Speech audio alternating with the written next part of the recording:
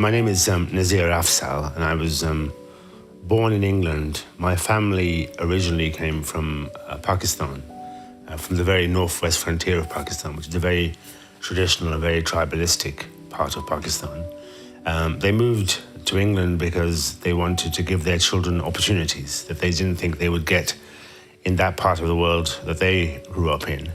If you can think, the part of the world they grew up in is a part in which Malala, for example, was shot in the head. So opportunities for education were very rare. And they moved to England in the 1960s, and in the 1960s there was a tremendous amount of overt racism in England. It wasn't hidden. If you were different, you were treated as if you were somebody they could harm, and they could say all sorts of things to. But I grew up during that period, and it made me, I think, who I am now. I became chief prosecutor for the United Kingdom, and I was doing that job until the end of 2015. So nearly 25 years of prosecuting crimes. I was responsible for the prosecution of about 1 million cases during my career.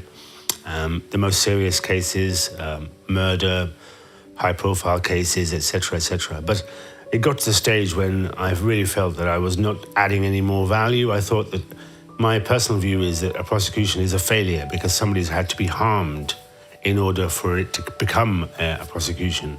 And I want to spend more of my life, the rest of my life, working in prevention and protection rather than just simply dealing with the consequences of somebody suffering harm.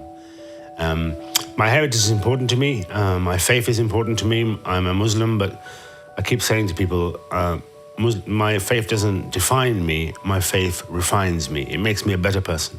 I don't live my life the way perhaps some Muslims do, but my faith is between me and my God. It's not between me and the people I work with or the people I support and provide a service to. And in these testing times, it's important not to lose track of who you are when you do the things that you do. And as I said, I've done tremendous amounts of prosecution work, and I've tried to protect as many people as I possibly can. But I want to spend the rest of my career and the rest of my life doing much more of the protection work. I qualified as a lawyer 27 years ago. And at that time, I didn't know what kind of law I wanted to work in. There was a lot of pressure to do commercial law because there's more money in commercial law, but I wanted to do something that would actually impact the communities that I served. So I became a prosecutor 25 years ago. I worked in central London doing the very high-profile cases. I worked my way up the career path to the point where after 10 years, at the beginning of 2001, I became the first ever minority chief prosecutor in the United Kingdom.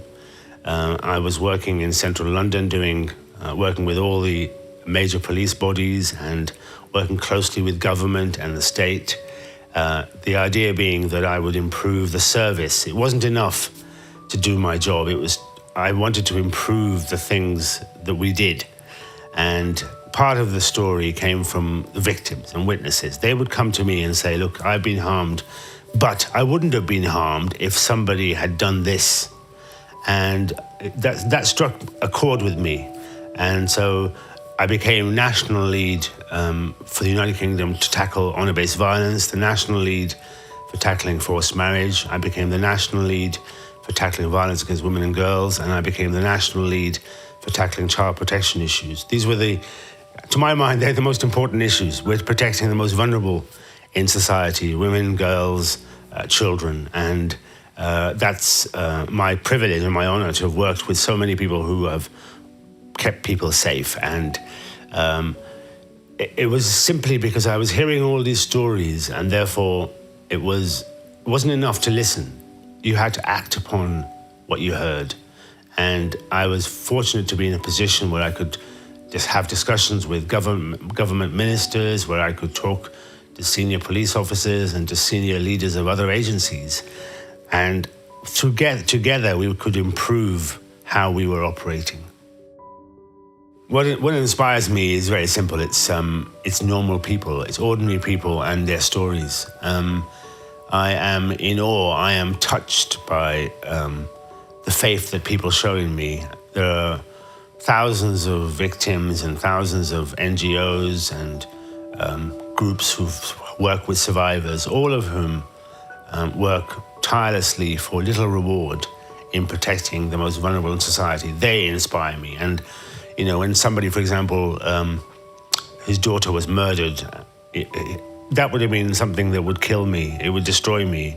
But no, he set up a charity with his wife to protect other children from harm. And that's the kind of thing that inspires me. The people that can turn tragedy into hope, and then hope to give opportunities to so many other people that would be in the same position as they were, to protect other people. That inspires me. Their stories inspire me. In my own life, I suppose my parents inspired me because they, like most parents, gave up everything for the opportunities to give to their children.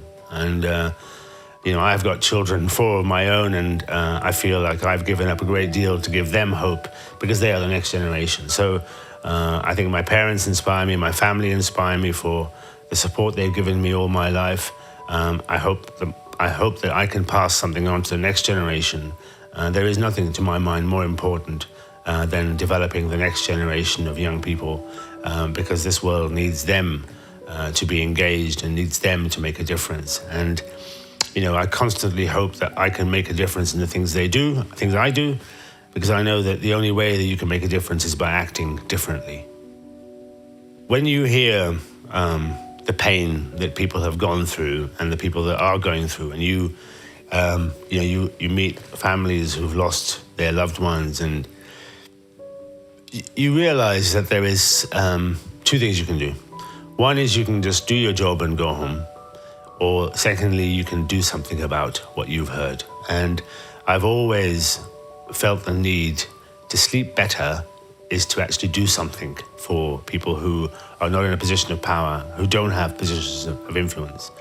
And so, you know, when I organized the very first ever honor crimes conference, international honor crimes conference 13 years ago, and it was a subject that resonated with people. People realized that this was happening on our doorstep, but nobody was doing anything about it.